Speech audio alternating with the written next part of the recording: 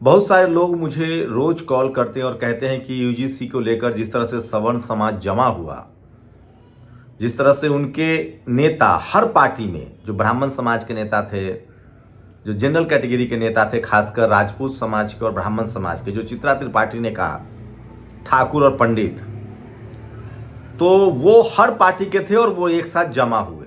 ये बात सही है, लेकिन बहुजन समाज को भी निराश होने की जरूरत नहीं है। आपके पास टीवी अखबार नहीं है, इसलिए आपको पता नहीं चल रहा है। गोरखपुर यूनिवर्सिटी में भी छात्रों ने प्रदर्शन की, आप तस्वीरें देख सकते हैं। पुलिस उन्हें रोक रही है। उन्हें उस तरह की आज़ादी नहीं है जिस तरह की आज़ादी इस देश में सवर्ण समाज को है। उन्होंने प्रधानमंत्री को जाति सूचक गालियां दी। ओबीसी से समाज से आने वाले, कुर्मी समाज से आने वाले जो अभी शिक्षा मंत्री हैं, धर्मेंद्र प्रधान, पता नहीं उनका पद रहेगा या जाएगा। एक यूट्यूबर ने बाकायदा उनको जूते मारने की धमकी दी। कील ठोका हुआ जूता प्रधानमंत्री उनको मारे ताकि उनका पिछवाड़ा रिश्ता रहे। इस तरह के बयान दिए गए। कोई भारतीय है, एक सरेआम जूता मारे गए, कब्र खोदी गई, लेकिन कहीं से कोई पुलिस नहीं आई। उनको आराम से स्मूथली हर जगह धरना प्रदर्शन की आज़ादी दी गई। इलाहाबाद यूनिवर्सिटी हो, देश के तमाम राज्यों में, पटना में बड़ी बैठक हो रही है। हर समय एक बात तो है कि समाज जागरूक तो हुआ है, बहुजन समाज के लोग सचेत तो हुए हैं, ऐसा नहीं है। हमारे नेता जरूर होंगे दुविधा में, लेकिन धीरे धीरे ही सही। लंबी लड़ाई है। जब तक आप पढ़े लिखे नहीं होते हैं, जातिवाद नहीं समझते हैं। लेकिन स्कूल कॉलेज में अच्छा हुआ, एक मिथक तो टूटा है। मंडल कमीशन के बाद बहुजन समाज को एहसास खत्म हो गया था कि किस तरह से इस देश में जातिवाद है। उनको लगता था कि जिस तरह से बीजेपी आई और उन्होंने हिंदू होने का नारा दिया कि हम सब हिंदू हैं, इनके वो तमाम ब्राह्मण समाज के पुजारी जो कल तक हिंदू होने का दम भरते थे, चाहे वो धीरेन्द्र शास्त्री हो या ऐसे तमाम जो हिंदू एकता की बात कर रहे थे, वो सब धरा का धरा रह गया। इस यूजीसी प्रोटेस्ट से मुस्लिम समाज जरूर राहत की सांस ले रहा होगा, क्योंकि जो लोग मुसलमानों के खिलाफ दलित, पिछड़े, किसान, आदिवासी, अल्पसंख्यक को भड़काते थे, वो तमाम युवा और छात्र इस बात को समझने लगे हैं। लेकिन सबसे बड़ी कमी है कि प्रदर्शन देश भर में हो रहा है। दिल्ली में प्रदर्शन हुआ है, जेएनयू में प्रदर्शन हुआ है। जेएनयू के प्रदर्शन को तो बाकायदा ब्राह्मणवाद बोलने पर बदनाम किया जा रहा है, अमन चोपड़ा।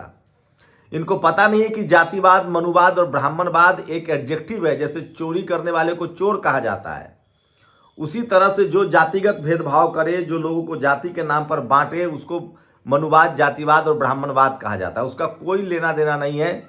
जैसे चोर कोई SC ST OBC भी हो सकता है, जनरल भी हो सकता है, तो उसको चोर ही कहेंगे ना। तो जो भी जाति के नाम पर, धर्म के नाम पर, या लिंग के आधार पर, या भाषा के आधार पर, या क्षेत्र के आधार पर किसी के साथ गैर बराबरी करे, उसी को ब्राह्मणवाद, जातिवाद और मनुवाद कहा जाता है। इस पर हाय तौबा मच रही है, मचने दीजिए। लेकिन एक बात है, आप लोग निराश अगर हो रहे हैं तो मैं आपसे कहूंगा कि ऐसा नहीं है। हमारे पास टीवी अखबार नहीं है।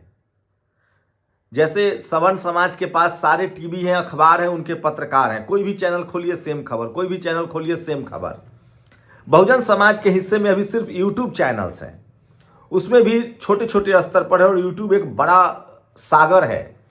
तो उसके लिए जरूरी है कि आप एक चैनल, 2-4 चैनल जो बहुजन समाज के बड़े चैनल है, जो हर समय रिपोर्टिंग करते रहते हैं, व्यवस्थित तरीके से अगर बात करेंगे तो जो नेशनल दस्तक है वो रोज कोशिश करता है कि कम से कम 10 से 15 वीडियो आप तक डाला जाए। बहुत एक्सपेंसिव है, बहुत मेहनत लगती है, लेकिन एक चैनल को आप इतना बड़ा कीजिए जिसका राष्ट्रीय स्तर ही नहीं, अंतर्राष्ट्रीय स्तर पर उसका जो है दबाव हो। बाकी सभी चैनलों को भी आपको सब्सक्राइब करना है, शेयर करना है, लाइक करना है।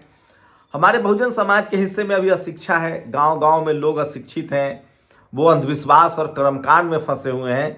लेकिन सबसे खास बात है कि ये लड़ाई वही लड़ पाएगा जो स्कूल कॉलेज जाएगा। ये लड़ाई अधिकारों की है। और मैं फिर कह रहा हूं, जो लोग सब्जी बेच रहे हैं, अंधविश्वास, कर्मकांड में फंसे हुए हैं, उनके साथ अब जातिवाद नहीं हो रहा है। वो बहुत महीन जातिवाद के शिकार नहीं हो रहे हैं, वो मोटा जातिवाद के शिकार हो रहे हैं। बकरी रख लेने पर, भैंस चर जाने पर, आम तोड़ लेने वाला जातिवाद है। वहाँ आपस में लड़ाई झगड़ा होता है SC ST OBC में, और वो SC ST एक्ट में बुक भी होते हैं जातीय। वो झगड़ा पर्सनल झगड़ा है, उसमें जातिवाद नहीं कि किसी कुशवाहा ने मार दिया तो कुशवाहा समाज बैठक कर रहा है, यादव ने मार दिया तो यादव सभा बैठक कर रहा है, कुर्मी ने मार दिया तो कुर्मी महासभा चंद्रवंशी से झगड़ा हुआ, या दलित समाज से झगड़ा हुआ तो दलित समाज बैठक कर रहा है। वो आपस के झगड़े हैं और उस पर पुलिस बाकायदा कार्रवाई भी करती है, वो भी खत्म होने चाहिए। उसमें भी कहीं ना कहीं जातिवाद होता है, जाति की हनक है। लेकिन सोचिए इस देश में जो महीन जातिवाद है जिसके खिलाफ हम लोग लगातार लड़ रहे हैं, वो क्यों जरूरी है? जैसे मान लीजिए गांव में किसी का बेटा इंस्पेक्टर, पुलिस, दरोगा, एसपी, डीएम हो जाए तो कोई एससी, एसटी, ओबीसी उसके साथ भेदभाव नहीं कर सकता है। तब भेदभाव कहां शुरू होता है? वो जो उसका बेटा आईएएस बना है वो जहां नौकरी कर रहा है वहां भेदभाव शुरू हो जाता है उसके साथ। कोई दलित, पिछड़ा, किसान, आदिवासी, अल्पसंख्यक जब जज बनता है तब वो जज जहां बना है वहां भेदभाव शुरू हो जाता है। तो उसी को हम लोग महीन जातिवाद कहते हैं। जो महीन जातिवाद वहां होता है जो पावर सेंटर्स है, मीडिया है, जुडिशियरी है, कॉलेज यूनिवर्सिटी है, ब्यूरोक्रेसी है, बिजनेस है, तो वो महीन जातिवाद जो है वहां चलता रहता है। तो हमें उसके खिलाफ लड़ना है। और इलाहाबाद यूनिवर्सिटी में प्रोफेसर विक्रम, आप सब जानते हैं, जातिवाद के खिलाफ सबसे बड़े योद्धा हैं, वो लगातार लड़ रहे हैं। तो गोरखपुर यूनिवर्सिटी हो चाहे पटना यूनिवर्सिटी हो, आज बड़ी बैठक हो रही है पटना में छात्रों की, तो पटना यूनिवर्सिटी हो, गोरखपुर यूनिवर्सिटी हो, इलाहाबाद यूनिवर्सिटी हो, लखनऊ यूनिवर्सिटी हो, यहाँ तक कि बाबा साहेब भीमराव अम्बेडकर यूनिवर्सिटी हो, देश भर में ये धरना प्रदर्शन चल रहे हैं। सासाराम में भी प्रदर्शन हुआ है, लेकिन चूंकि हमारे पास टीवी नहीं है, अखबार नहीं है, तो ये मोमेंटम बन नहीं रहा है। इसलिए बहुजन समाज के लोगों को कुछ चैनलों को लगातार देखना पड़ेगा, बड़ा करना पड़ेगा और सोशल मीडिया पर आपको लगातार अपडेट करना पड़ेगा। 11 फरवरी को जंतर मंतर पर चंद्रशेखर आजाद ने बंद का कॉल किया है। 1 फरवरी को भी लोग भारत बंद जैसे स्लोगन सोशल मीडिया पर डाल रहे हैं। आज ही की बात करूं तो दिल्ली में 2 जगह जंतर मंतर पर बड़ा कार्यक्रम हो रहा है, राजेंद्र प्रसाद सिंह भवन में बड़ा कार्यक्रम हो रहा है। तो देश भर में जो बहुजन समाज के बुद्धिजीवी हैं वो बोल रहे हैं, लिख रहे हैं, पढ़ रहे हैं। इसको आप हल्के में मत लीजिए। कम से कम 60%, 70% SC, ST, OBC की जो आबादी है उसका स्कूल कॉलेज जाने लगे हैं और खासकर जो लोग शहरों में रह रहे हैं वो भी इस खेल को समझ रहे हैं। तो ऐसा नहीं है कि धरना प्रदर्शन नहीं हो रहा है, लेकिन मैं फिर कह रहा हूं हमें संवैधानिक तरीके से अपनी बात रखनी है, हमें डेमोक्रेटिक तरीके से अपनी बात रखनी है। और आप ऐसा कुछ भी ना करें जिससे आप पर फिर से आरोप लगे। हमें किसी प्रधानमंत्री, मुख्यमंत्री या मंत्री को जूते नहीं मारना है, हमें उनको जाति सूचक शब्द नहीं कहना है, गालियां नहीं देनी है। मैं आपको रोज समझाता हूं कि बहुजन समाज के लोगों को संवैधानिक दायरे में रहकर अपनी बात कहनी है। जैसे जनरल कैटेगरी के लोगों ने जो 7 दिन 6 दिन किया, जिस तरह से प्रधानमंत्री की गाली दी गई, लोगों को जाति सूचक गालियां दी गई कि जिस तरह से दलित पिछड़े, तो इससे तो साफ हो गया है कि इस देश में जो जनरल कैटेगरी के लोग हैं वो SC, ST, OBC और किसान अल्पसंख्यकों को कुछ देने के पक्ष में नहीं है। यहां तक कि वो बराबरी तो छोड़ दीजिए, उनके हिस्से में वो न्याय का कानून भी नहीं चाहते हैं।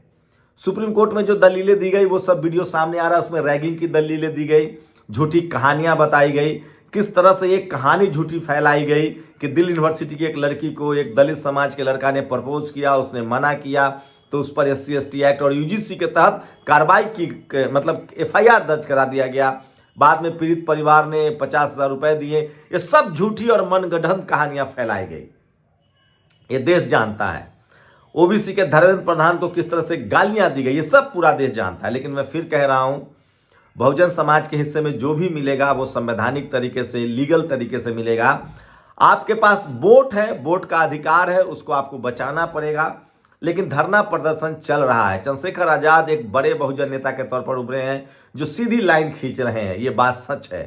लेकिन जो बहुजन समाज के नेता जिनको लगता है कि वो चुप रहेंगे तो उनको अपर कास्ट जनरल कैटेगरी का वोट मिल जाएगा, वो गफलत में है। तमाम RJD और DM को छोड़ के तमाम पार्टियों ने जनरल कैटेगरी के EBS आरक्षण के खिलाफ धरना नहीं दिया, बोला भी नहीं, बेंच थपथपाई गई। क्या अखिलेश यादव, BSP, इन तमाम दलों को मिला? RJD और DMK ने विरोध किया था। DMK आज सत्ता में है, RJD धीरे धीरे सत्ता में आएगी कभी ना कभी। तो लाइन क्लियर रखिए। आप कितना भी उनके पक्ष में बोल लेंगे, अखिलेश यादव ने बिल फाड़ दिया था आरक्षण में प्रमोशन का, क्या सवर्ण समाज का वोट मिला? अखिलेश यादव के समर्थकों ने मायावती जी के स्टैचू पर हमला किया था। यह बात मायावती जी के लिए भी लागू होता है। उन्होंने जिस तरह से पहले लाइन लिया कि ये मनुवादी लोग हैं, जातिवादी हैं जो विरोध कर रहे हैं, बाद में उन्होंने सुप्रीम कोर्ट के फैसले का स्वागत किया, वो उनकी मजबूरी है। लेकिन सवर्ण समाज का वोट आपको नहीं जाएगा। अगर आपको लगता है जो समाज हमारे बच्चों को स्कूल कॉलेज में एक लीगल प्रोटेक्शन के खिलाफ है, और वो चपरासी से लेकर चीफ जस्टिस तक, ये नहीं कहिएगा कि मुट्ठी भर लोग थे, इस देश के जनरल कैटेगरी के लोग की साफ धारणा है कि SC/ST एक्ट खत्म हो, आरक्षण खत्म हो, आरक्षण आर्थिक आधार पर हो। और सोचिए जो आर्थिक आधार पर आरक्षण मिला है उसमें SC/ST OBC है ही नहीं। एक बात इसमें और अच्छा लगा कि जो जाट समाज के लोग हैं, जो पटेल समाज के लोग हैं गुजरात में, जो मराठा समाज के लोग हैं, वो इस आंदोलन से दूरी बनाए हुए थे। चित्रा त्रिपाठी ठीक कहती है कि इसमें ब्राह्मण और ठाकुर ही शामिल थे। तो ये सबसे बड़ी खबर है। लेकिन धीरे धीरे प्रोटेस्ट हो रहा है, देश भर में प्रोटेस्ट हो रहा है, और ये चुनावी नतीजों में कम से कम यूपी में तो जरूर दिखेगा कि बहुजन एकजुट होंगे। शुक्रिया। दस्तक की आपसे गुजारिश है कि अगर इसको बचाना चाहते हैं तो नेशनल दस्तक को सब्सक्राइब करने के लिए रेड कलर के सब्सक्राइब बटन को दबाएं, फिर बेल आइकन की घंटी दबाएं। नेशनल दस्तक को बचाने के लिए बहुत जरूरी है कि हर खबर को शेयर करें, लाइक करें, कमेंट जरूर करें।